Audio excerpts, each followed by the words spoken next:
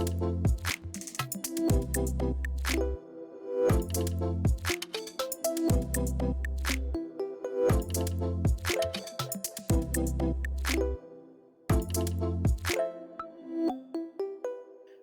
à toutes et à tous. Du fait des évolutions du monde professionnel, de la réglementation aux attentes des actifs et du monde en règle générale, d'ailleurs, nous avons choisi d'explorer ensemble les moyens de repenser le monde du travail. Je m'appelle Corinne Estep-Guémin, je suis entrepreneur et fondatrice de Plumendiz. Notre métier permet à nos clients d'améliorer la productivité et la fidélisation de leurs collaborateurs. Tous les jours, nous accompagnons des dirigeants, des directeurs et des RH dans leurs enjeux en termes de ressources humaines, de RSE ou encore de communication interne et de marque employeur. Avec notre live Bebuzz, nous vous proposons de rencontrer des hommes et des fans de métiers qui vont partager avec nous leur vision et leur retour d'expérience sur des sujets clés. Aujourd'hui, j'ai le plaisir de recevoir Audrey Bucaille. Audrey, tu es ostéopathe à Paris 14e et tu es également coach sportif. Notre sujet, le rôle du diaphragme dans la gestion du stress et de ses conséquences. En 2022, l'IFOP annonçait que 95% des Français se disaient stressés ou anxieux, expliquant cela par les années Covid, les confinements, la guerre en Ukraine ou encore le réchauffement climatique. Si on focus sur le travail, une enquête d'OpinionWay pour Empreinte humaine révélait en mars dernier que près de la moitié des personnes interrogées présentaient une détresse psychologique, c'est-à-dire un état recouvrant à la fois des symptômes de dépression et d'épuisement. Un chiffre inquiétant, en hausse de 3 points par rapport à juin 2022. Pour Cigna International Health, qui a réalisé une enquête portant sur près de 12 000 personnes à travers le monde, le sentiment de stress au travail est un phénomène global. Audrey, à quoi reconnaît-on les signes du stress sur notre corps? Bonjour Corinne, bonjour à tous. Alors du coup le stress, il y a un bon stress, un mauvais stress. On va avoir un côté, mécanique du stress, donc qui est fait par le système nerveux végétatif. Il y a un côté sympathique et un côté parasympathique. Donc le sympathique, qu'est-ce que c'est? C'est le côté éveil, enfin c'est pour vraiment rester, tonique, s'il nous arrive quelque chose. On va avoir cette sensation aussi, de rougir, de la sueur qui va, voilà, commencer à arriver. Ça, c'est le côté sympathique. On va avoir le côté parasympathique du système nerveux végétatif, c'est le côté veille. C'est vraiment le corps se met, plutôt en repos et ça, c'est lié au nerf crânien, le nerf, vague, le nerf numéro 10. Et en fait, quand on a des troubles digestifs, en fait, il faut mettre en lien le nerf vague parce que c'est grâce à ce nerf que ça innerve, en fait, le système digestif. Quand on est stressé, si on a des troubles digestifs, c'est normal, en fait, c'est lié. Donc quand la réaction face au stress, elle est autant physiologique, psychique et aussi dans le comportement. C'est-à-dire, on va avoir, une libération, d'hormones, donc ça, c'est le côté, chimique, avec nos surrénales, nos glandes surrénales, c'est normal, on va créer en tout cas, des hormones, telles le cortisol. On va avoir aussi la mobilisation de l'esprit qui va se mettre en route quand on est stressé et on va avoir un comportement qui est soit agressif, soit inhibé. Donc ça va dépendre vraiment de chacun. On va soit être dans la fuite, soit à l'inverse, on va aller, confronter, combattre, le sujet. Donc voilà. Merci. Peux-tu nous en dire plus sur le diaphragme et son rôle clé, en fait, dans cette situation? Le diaphragme, déjà, en anatomie, on va faire, quand même un petit aparté sur ça. C'est comme un espèce de parachute qui va séparer la cage thoracique de la cage abdominale, du ventre. Il va s'implanter sur tout le pourtour inférieur du thorax, en dessous des poumons. Donc on a les poumons et là, on a cette espèce de parachute en dessous, voilà. Donc c'est le muscle principal de l'inspiration. Donc quand vous inspirez, ce diaphragme, il va vraiment travailler, il va descendre et à l'expiration, il va remonter. Parce que quand on inspire, on a les poumons qui vont se gonfler, donc ça va descendre ce diaphragme et ce diaphragme, il va pousser les viscères, vers le bas. Donc là, il va vraiment chercher, bah, à travailler et quand on expire, il se détend. Donc il se détend, les poumons, hop, l'air ressort. Donc en fait, tout revient, en fait, dans sa forme initiale. Donc il y a vraiment, voilà, ce système de contraction, dilatation de la cage thoracique qui va provoquer, en fait, ce mouvement et donc ça, c'est vraiment la chose à retenir, c'est bien ça. Donc après, il part du sternum en termes d'insertion, hein, donc là devant et il a aussi un lien avec les thoraciques et les lombaires, les 3 premières lombaires. Donc il s'étend assez, il est vraiment important à ce niveau-là. Il a beaucoup d'orifices, ce diaphragme, donc c'est-à-dire des trous dans ce muscle, dont, 3 orifices importants. On va avoir, l'œsophage, donc voilà, quand on mange, eh bien, on a ce tuyau qui passe dans ce muscle. On va avoir, l'orifice pour la veine cave inférieure, donc important aussi, hein. C'est le système de pompe de la circulation sanguine avec, l'orifice de l'aorte, donc le gros tuyau artériel, donc qui va passer aussi dans ce diaphragme.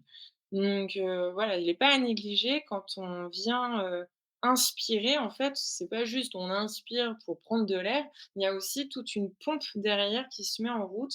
Donc plus on va apprendre à bien respirer, mieux en tout cas on va avoir une meilleure circulation sanguine aussi. Enfin, faut penser à ça.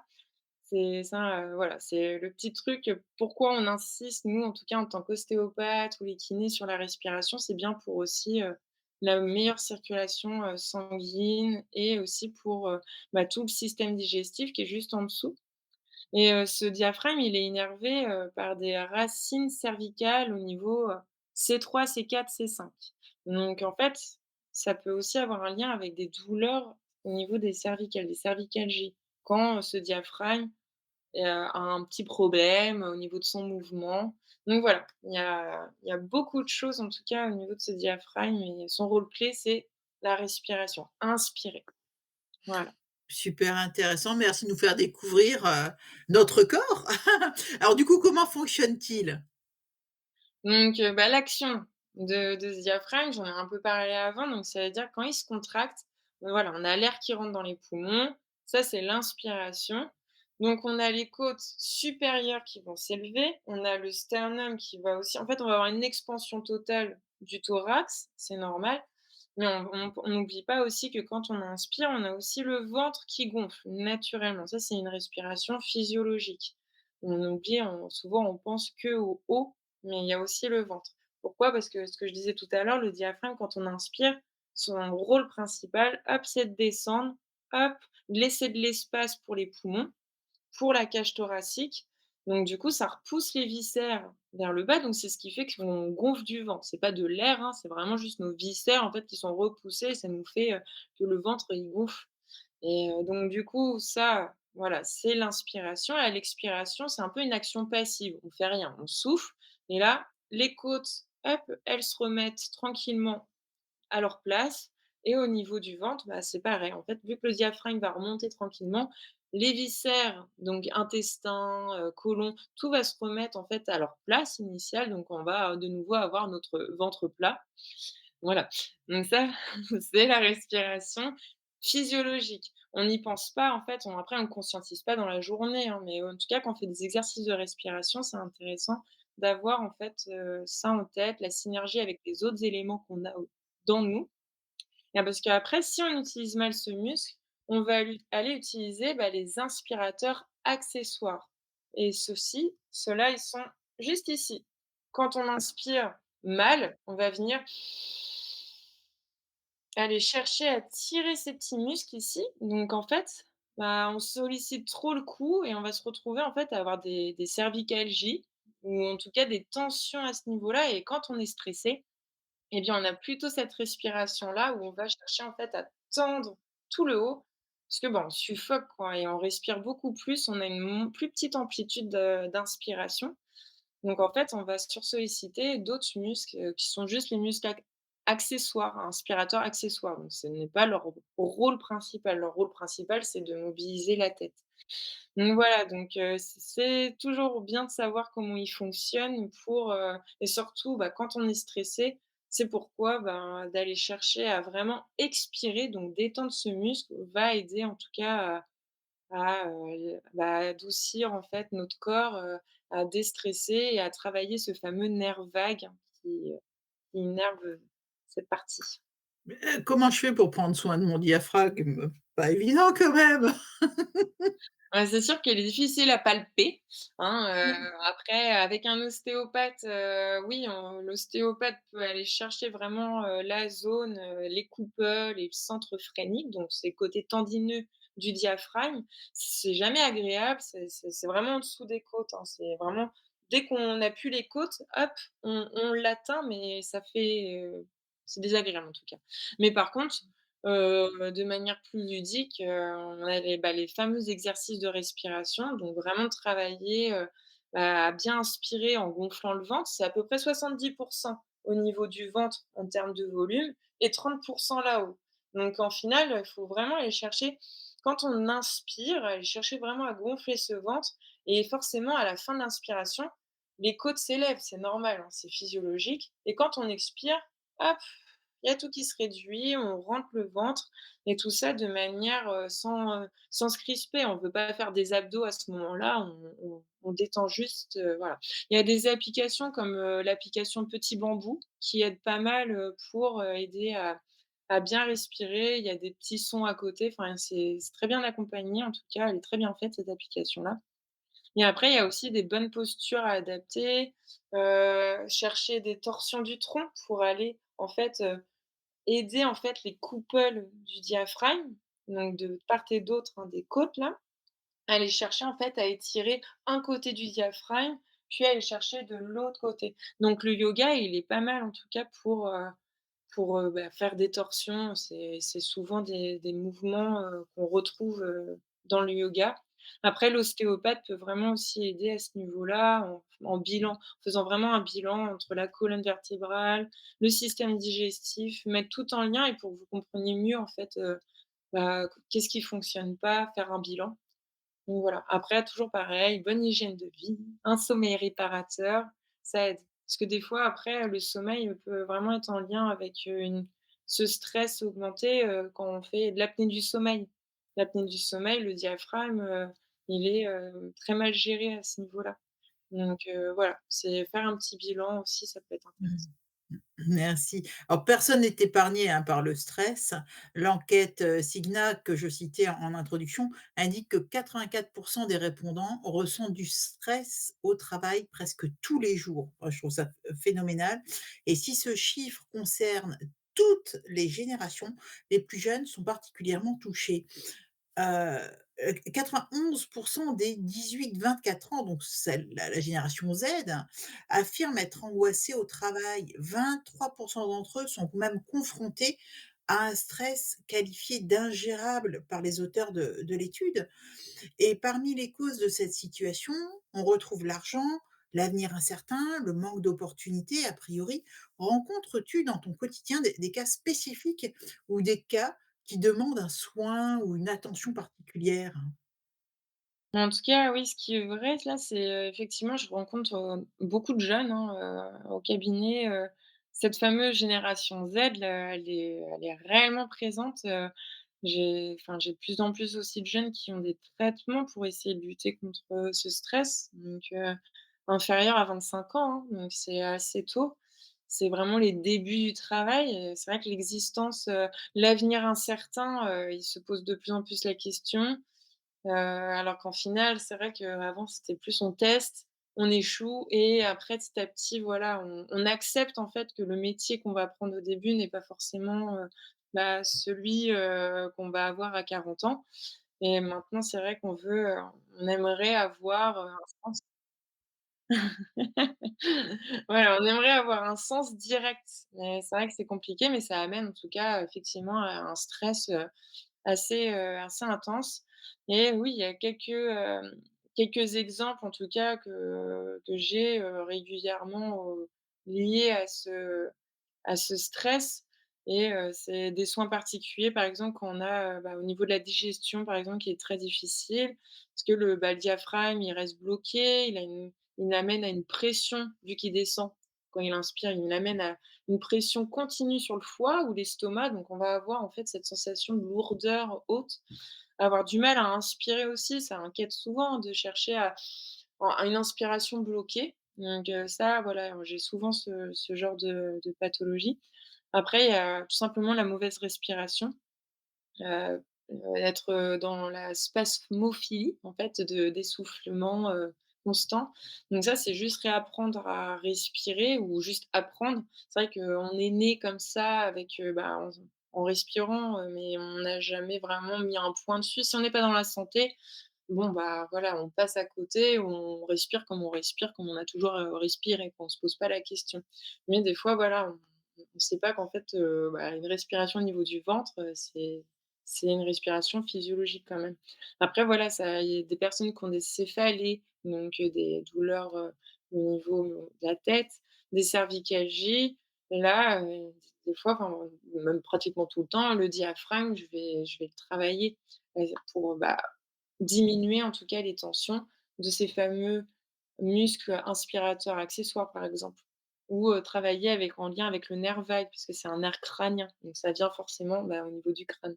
Donc voilà, il y a vraiment ça, les mauvais retours, enfin les jambes lourdes, mauvais retours veineux, bah, le diaphragme, c'est une pompe, on l'a dit tout à l'heure, hein, il y a un gros circuit, au niveau, artères, veines, donc le travailler pour des personnes qui ont des jambes lourdes, des femmes enceintes postpartum qui ont aussi ces jambes lourdes, mais aussi, bah, une pression constante du bébé, voilà. Là aussi, ça va être intéressant de travailler, le diaphragme. Tout ce qui est souci périnée, donc femme-homme, hein, les hommes aussi ont un périnée, c'est, d'aller, bah, en fait, le diaphragme, c'est aussi, en lien avec, d'autres orifices tels le périnée.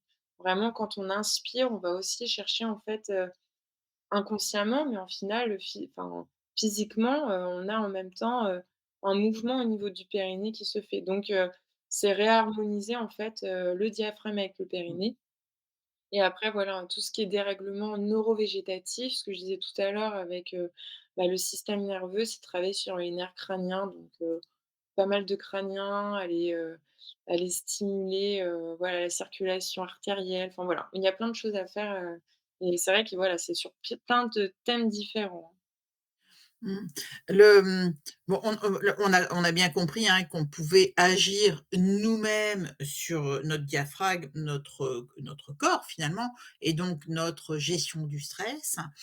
Hem, Comment toi, en tant que, praticienne, et donc ostéopathe, tu agis pour aider des patients qui sont en situation de stress, majeur ou même pas majeur, mais comment tu agis en fait? Mais c'est ce que je disais du coup juste avant, c'est plusieurs motifs de consultation sont en rapport avec le diaphragme.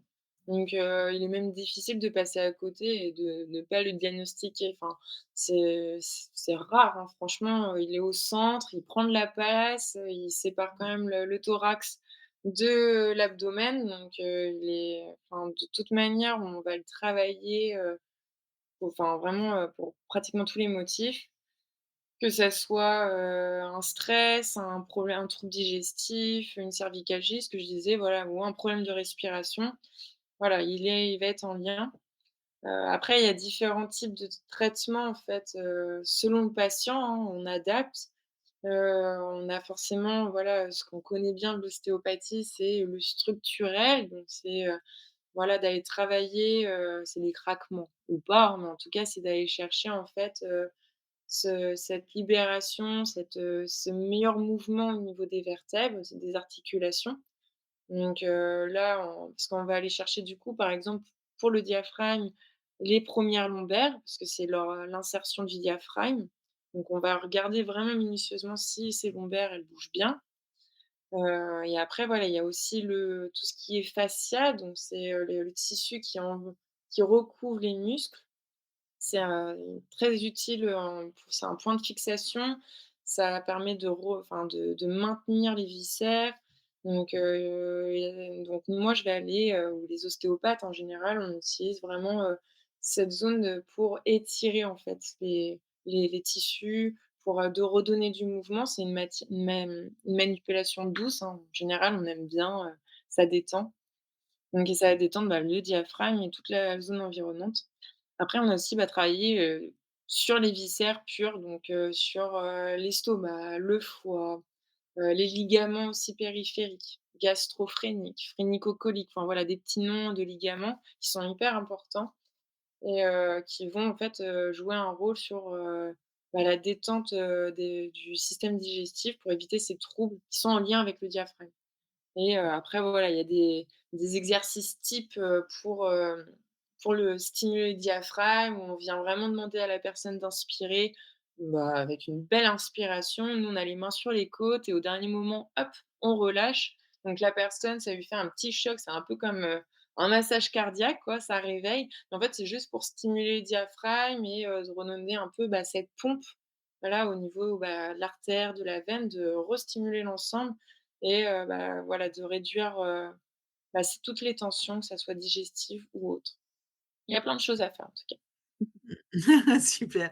Alors le stress et ses conséquences ont des impacts évidents sur l'entreprise, hein, c'est parce que oui, c'est absolument évident, on le sait, notamment sur la productivité ou encore sur l'absentéisme. Quelle serait ta recette ou tes recettes ou tes petits trucs pour lutter contre le mauvais stress au quotidien? Tu sais, les Cette trucs qui question collent vraiment. Mmh. ouais, bah, cette question est très intéressante et ça, je vais plus dire en tant que coach parce que c'est souvent, en tant que coach que je vois ça en ostéo, mes patients, je les vois moins régulièrement, en coaching, je vois quand même, mes clients, 1 à 3 fois par semaine et c'est vrai que je mets une touche sur, bah, le côté, par exemple, l'alignement corps-esprit, donc essayer de se sentir, vraiment, sur le moment, en phase avec, son corps, ce qu'on ressent et d'être bienveillant aussi avec, bah, son esprit, ne pas, aller dans le too much, donc aller trop loin, être bienveillant, donc pendant la séance. Après il y a, cette règle des tiers, donc c'est un coach canadien national Diving Team qui en a parlé. C'est, de savoir comment on est avant un entraînement et pendant. Donc si on est super bien, donc ça c'est un tiers, bien, ça, c'est le 2 tiers et pas bien. Donc en fait, c'est un équilibre ensuite entre ces 3 humeurs, enfin comment on se sent avant et pendant, et ne pas aller sur, bah, en fait sur 3 entraînements, il y en a 2 où je suis pas bien. Là, il faut commencer du coup à essayer de réguler ça. On est censé pouvoir avoir un équilibre quand même quand on s'entraîne, mais ça peut être on peut remettre ça quand on va au travail, quoi.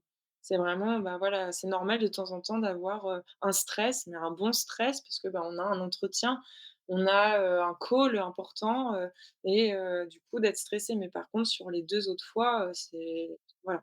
Donc il y a vraiment ça et après c'est, bah, forcément avoir un équilibre parasympathique et sympathique. Donc entre, le côté, combattre et fuir. Donc des fois, faut aller de l'avant, travailler sur, pourquoi on fuit à ce moment-là et pourquoi on veut absolument, combattre à ce moment-là. Donc c'est naturel et c'est normal, hein. Vraiment, le stress est bon pour nous. Faut juste voilà, apprendre à vivre avec surtout et après voilà, le fait d'être, vraiment, avec nous, notre corps, en faisant une activité physique par exemple, en allant voir un professionnel, tel un psychologue quand on sent qu'on voilà, on n'arrive pas à trop, bah, ressortir, le stress en nous. D'en parler, c'est très bien et il y a comme la méthode de Djokovic, c'est vraiment d'être, présent ici et maintenant. Quand il joue, par exemple, il a vraiment, bah, une technique de recentrage, Nadal, pareil, il a des tics avant de jouer. Donc c'est juste, il se met dans une bulle, en fait, de réconfort. Donc par exemple, vous, quand vous allez travailler, bah, si votre routine, c'est le petit café à gauche, le petit biscuit à droite, mais tous les matins, cette routine, en fait, vous mettez dans une bulle et vous connaissez ce moment. Donc c'est vrai qu'après changer tous les jours de lieu, bah, ça amène un stress supplémentaire, en fait. Donc c'est vrai que c'est intéressant d'amener une routine dans son quotidien, sans que ça soit boring. Il faut quand même qu'il y ait quand même ce côté sympa. Mais c'est vraiment pour que mentalement, vous êtes conditionné et voilà, c'est ça qui est intéressant, c'est de savoir qu'est-ce qu'on aime faire, la routine et après, petit à petit, ça se régule, et heu et voilà. Intéressant ce que tu viens de dire par rapport à l'environnement de travail, le fait de changer en fait tous les jours, donc le flex office, donc certaines tendances ou certaines observations que l'on peut faire, dans l'environnement de travail qui sont plus parfois, je dis bien parfois, plus perturbantes qu'efficaces. Ouais et à contrario, qui peuvent être parfois aussi très efficaces pour certaines personnes, voilà. Il y a aussi autre chose qui aide aussi au stress, c'est, le fake it until you make it. Donc en fait, c'est un langage du corps de Amy Cuddy, c'est voilà, il en a parlé. C'est en fait de il faut pas le prendre vraiment au premier degré, mais des fois de s'imaginer, dans un rôle léger, hein, mais en fait de se dire qu'on est capable d'être dans ce rôle, bah, en fait, à force de faire ce rôle, on se convainc qu'on peut le faire.